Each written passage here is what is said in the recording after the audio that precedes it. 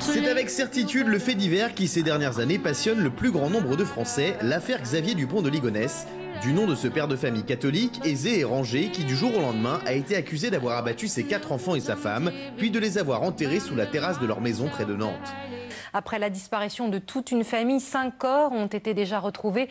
En cavale depuis 2011, l'histoire folle de ce père de famille qui était en fait rongé par les dettes, empêtré dans des mensonges et probablement enrôlé dans une secte, n'en finit plus de faire parler. Cet été, c'est l'enquête du magazine Society qui a passionné les Français, suivi d'un documentaire événement sur Netflix et enfin un téléfilm diffusé par M6 intitulé Un homme ordinaire. Aujourd'hui, de nouvelles informations viennent de paraître au sujet de ce quintuple meurtre. C'est Bruno de Stabenrath, un ancien ami de Xavier Dupont de Ligonnès, qui révèle dans son livre L'ami impossible l'existence d'un demi-frère qui l'aurait beaucoup fait souffrir. Il raconte aussi la façon dont Xavier Dupont de Ligonnès aurait été contraint d'accepter les infidélités de sa femme pour éviter de se retrouver sur la paille. Ce soir, Bruno de Stabenrath est avec nous sur notre plateau pour tout nous raconter de cette affaire, aussi terrible que fascinante.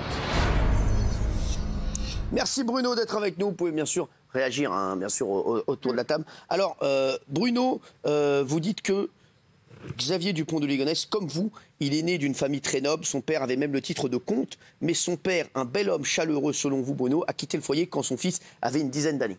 Oui, c'est l'époque où moi je l'ai connu, enfin un peu plus tard. Ouais. Et il n'en parlait pas. Puis de toute façon, son père était parti en Afrique, refaire sa vie. Et Xavier s'est retrouvé un peu l'enfant roi.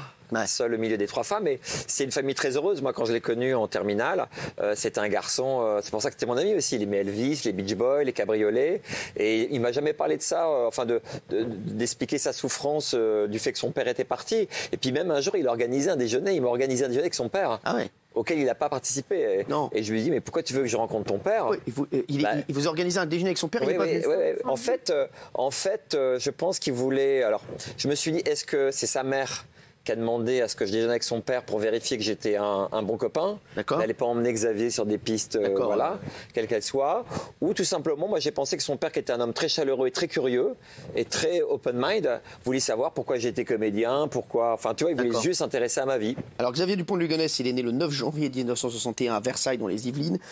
Il était apprécié au lycée ou pas à l'époque? Oui, enfin, il était assez réservé. Hein. Il était assez, comment dire, on va pas dire timide, mais Xavier, il n'a jamais été à l'aise, comment dire, en société.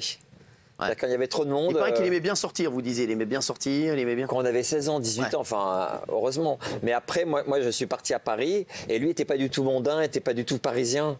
Il est parti tout de suite avec Agnès dans le sud. Enfin, c'est quelqu'un qui voulait sa famille, qui voulait son petit monde. Il n'était pas du tout dans les plans avec beaucoup de gens et faire la fête. Alors, vous dites, il avait un but dans sa vie, c'était faire très rapidement fortune. Bah, comme on a 20 ans, on voulait partir aux États-Unis, on voulait conquérir le monde, c'est normal. Et toute sa vie, il a fait beaucoup de voyages aux États-Unis. Enfin, moi, il me racontait, il m'envoyait des photos, des cartes postales, et je le comprenais, sauf que malheureusement, c'était un piètre gestionnaire, et toutes les sociétés qu'il a montées ont toutes fait faillite. Donc c'est quelqu'un qui s'est retrouvé à la fin de sa vie totalement acculé. Alors, pour bien comprendre le personnage de Xavier Dupont de Ligonnès, il faut comprendre aussi le rôle trouble de sa mère dans son évolution, Geneviève Dupont de Ligonnès, que vous connaissez, qu'il a élevé seul, mais pour beaucoup, elle est la cause des déviances de son fils Xavier. Il disait quoi sur sa mère? Vous savez, pour moi, c'est difficile d'en parler parce que moi, on m'a élevé pour défendre la veuve et l'orphelin. Et là, je me retrouve, si vous voulez, sur les plateaux. C'est vrai que j'ai je ne vais pas dire que j'ai une dent, mais contre la mère de Xavier et sa sœur. Pour la bonne et simple raison, c'est qu'ils disent que ce ne sont pas les corps qu'on a retrouvés sous la terrasse. Et ça, c'est quelque chose que je ne peux pas entendre. Je ne peux pas entendre qu'on nie la mort de ses enfants et d'Agnès. Mais pour en revenir à l'enfance de Xavier, moi, je ne m'en suis pas rendu compte parce qu'il n'en parlait pas. Il avait une vie de jeune homme moderne, normale, comme la mienne. Et puis, c'est avec les années que j'ai découvert qu'il avait, on va dire quoi, une vie parallèle. C'est-à-dire qu'il avait une mère qui était mystique, qui recevait des messages du Très-Haut, qui avait fondé une... Elle était à la tête d'une secte religieuse, sa mère. Philadelphie. Alors, c'était pas une secte, parce qu'une secte, c'est quelque chose qui marche. Moi, je dis, c'est un groupe de prière fermé, puisqu'il y avait ce qu'on appelait le jardin. C'était tous les membres qui étaient proches dans le premier cercle. Et donc, j'ai enquêté là-dessus. J'ai retrouvé des gens du groupe de prière fermé. Mais à un moment, ce que j'explique dans le livre, c'est que tout était en place pour que ça devienne une vraie secte. Ça, il y avait un endroit où il y avait des miracles, il y avait Geneviève qui avait des messages du Très-Haut, il y avait les adeptes, tout était prêt. Et sauf que c'était un peu une escroquerie, on va dire, intellectuelle. Et Geneviève s'est retrouvée avec ses 40, 50, ils n'ont jamais été plus que 50, 60 ans. La mère mais de Xavier toxique. On dit qu'elle était un peu folle avec des fréquentations particulières. Selon beaucoup de ses proches, sa mère disait que Xavier Dupont de Ligonnès était l'élu qui sauverait le monde de l'apocalypse. Et c'est de là que devient tout le drame de Xavier. Puisqu'en 95, c'est là où je raconte vraiment l'incident déclencheur, c'est-à-dire que Philadelphia, la mère Geneviève, a réuni tous les membres de la secte dans différents endroits, parce que là, il doit se passer l'apocalypse. D'accord. Donc là, à Saint-Maxime, Xavier se réunit avec sa femme, des amis, et Emmanuel Teneur, qui était le meilleur ami, qui était un de mes amis aussi, qui était le meilleur ami de Xavier, qui l'a suivi pendant 37 ans, qui dînait avec lui la veille des crimes. Donc Emmanuel m'a raconté des choses très intéressantes, et il était là. Il était là, présent, le soir de juin 95, où l'apocalypse doit se passer. Sauf que Emmanuel a pris des distances avec la secte, il a compris que ça tournait pas rond. Mais il n'ose pas en parler à Xavier, parce qu'il se dit, c'est mon pote, on va attendre, on va voir ce qui se passe. Mais il sait très bien que rien ne va se passer. Et rien ne se passe. Xavier Dupont de Ligonnès rencontre sa femme Agnès dans les années 80, à Versailles. Sauf que si elle rêve de vie de famille, de mariage, lui est encore un peu coureur, adore faire la fête. Enfin, il est jeune, il a 20 ans, et un été, il va rencontrer une très belle Allemande, alors qu'il est déjà fiancé avec Agnès, il va passer de Versailles à la belle Allemande blonde aux yeux bleus. Bon, donc il rompt ses fiançailles. Et puis il va partir aux États-Unis, il va faire plusieurs voyages, on se voit assez régulièrement. Et en 89, sa mère l'appelle, puisqu'entre-temps, Agnès était restée un peu dans la secte, dans l'entourage de Geneviève, puisque sa mère l'aimait beaucoup. Et puis en 89, sa mère l'appelle, lui dit Xavier, finis tes embuscades, finis tes voyages aux États-Unis, tu reviens en France, tu épouses Agnès, et Agnès était père d'un petit garçon. Agnès était mère, voilà, d'un petit Arthur. Parce que c'est quelques mois après leur rencontre, Xavier de Ligonnès met fin à sa relation avec Agnès, elle se réconforte dans les bras d'un autre homme, elle aura un enfant que cet homme refuse de reconnaître. Oui, il refuse de reconnaître, ce qui n'est pas terrible d'ailleurs, enfin bref. Et reconnaître Arthur. Voilà, et Xavier va élever Arthur comme son fils, et c'était je trouve assez noble dans ces années-là, parce qu'à Versailles, on n'épousait pas une fille mère, tu vois, c'était un peu... Et Xavier, il a pris tout le concept, et il a fondé une vraie famille avec Agnès, et ils sont partis dans le sud très vite.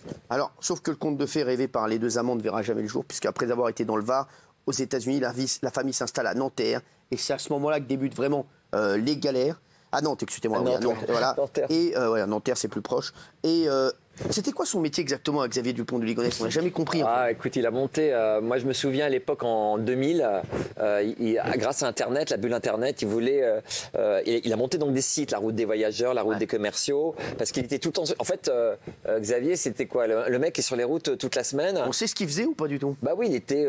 Comment on appelle ça? J'arrive pas. Représentant. Le mec qui est sur les routes là. VRP. Voilà, VRP. D'accord. Et il a monté sa boîte pour aller voir les hôtels, les restaurants, les boîtes de nuit, en disant voilà, je vous référencie sur mon site, et puis vous ferez des réductions à les clients que je vous amènerai, mais ça n'a jamais marché. Et puis à la fin, il avait monté ce qu'on appelle les tickets cristal, qui était une. Enfin, moi, je veux dire franchement, j'ai jamais compris déjà pourquoi Xavier, qui avait eu son bac avec un an d'avance, qui était brillant, n'a pas fait de grandes études. Ça, je l'ai compris après.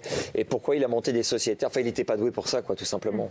Oui, Gilles, vous vouliez. Ce qui est incroyable dans le livre, qui est passionnant, sur 520 pages, c'est que ça retrace l'itinéraire de Xavier Dupont de Ligonnès, et on voit que finalement c'était inéluctable. Il y a l'argent, Cyril l'a dit, il y a la secte, et puis il y a le couple aussi. Il se disloque à un moment, avec notamment la tromperie que Dupont de Ligonnès ne va pas supporter. Alors, justement, c'est vrai qu'il y a ça. Et les galères s'enchaînent donc pour le couple de Ligonnès, entre faillite et projets qui échouent. Juste 19 avril, jour où la police nantaise ouvre une enquête pour disparition inquiétante de la famille de Ligonnès. Le 21 avril, un avis de recherche est lancé pour toute la famille, mais dans la journée, les enquêteurs découvrent sur la terrasse de la maison donc les restes humains de la mère et de ses 4 enfants. Vous, qui le connaissiez extrêmement bien, comment vous avez vécu ces journées? C'est-à-dire qu'avant qu'on trouve les corps, donc le jeudi 21 avril, il y avait eu déjà la famille qui avait disparu. Parce que quand vous avez 4 enfants qui disparaissent des réseaux sociaux, de Facebook, Instagram, moi j'avais le fils d'un copain qui voyait Arthur et qui me dit la famille a disparu. Donc ça c'est la semaine du 3 au 4 avril. On pense que c'est dans la nuit où Xavier a tué Agnès, Arthur, Anne et Benoît. Parce que 2 jours après, il va chercher Thomas, ce qui est terrible. Vous voyez que le mec, il est sur...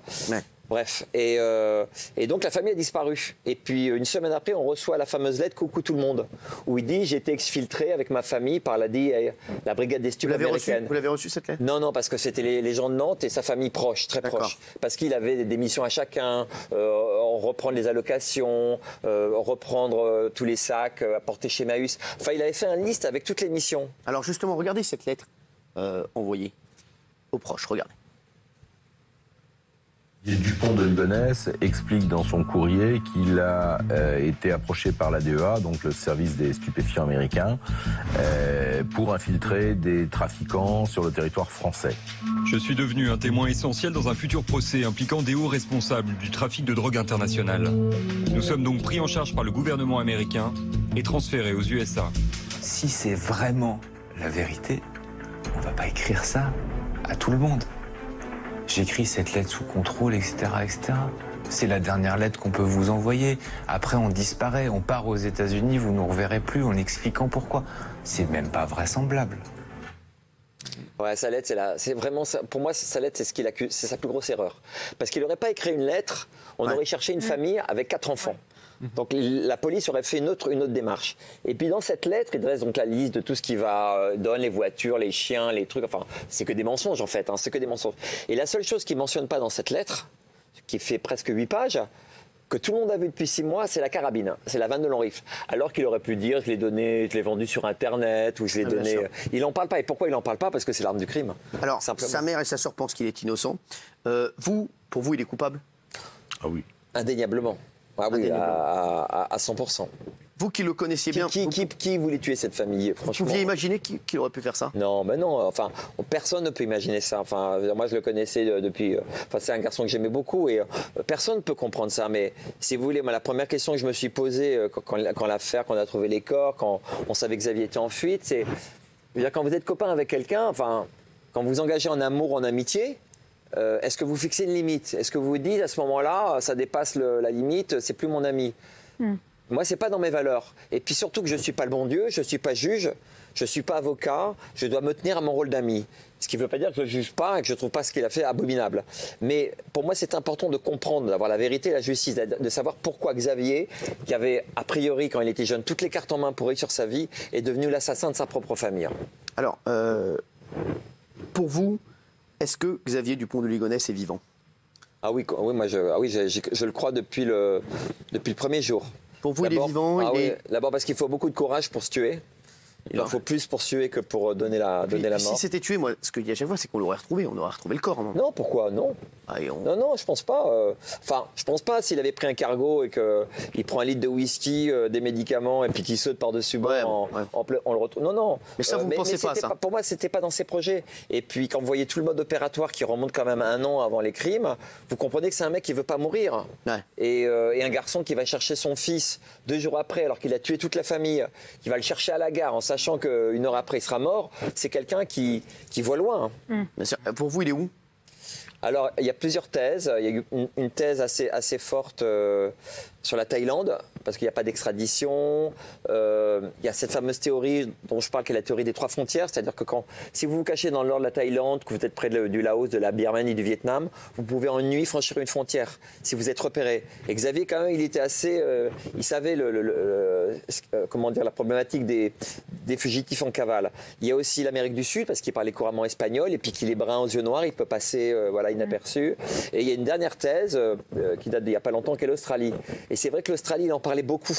Dans la dernière année de sa vie, même Arthur en parlait. Alors, est-ce qu'il avait dit à ses enfants, on va déménager, on va s'installer en Australie? C'est probable. Et l'Australie, moi j'étais il y a 1 an, c'est un pays, si vous voulez, la France, elle est très très loin. Donc Dupont de Ligonnès, ils ne savent pas. Bien sûr, d'accord. Le pays fait 14 fois la France, donc on peut vraiment se cacher. Bruno de Stabenrath, l'ami impossible, c'est... Incroyable. Franchement, c'est passionnant, ce qu'il nous raconte Bruno sur cette affaire. Oui, Bernard Montel.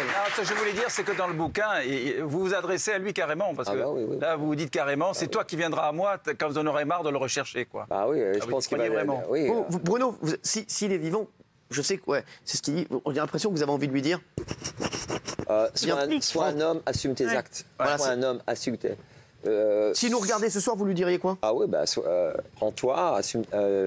rentre en France, si ça se trouve, il est passé loin que ça. Et puis rends-toi, quoi, assume tes actes. Alors, ma seule trouille, parce que pour l'instant, si vous voulez, sur la scène de crime, il n'y a pas d'ADN, il n'y a pas d'empreinte digitale, il n'y a pas l'arme du crime.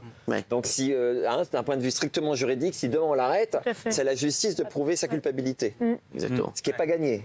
Moi, ma seule trouille, c'est que.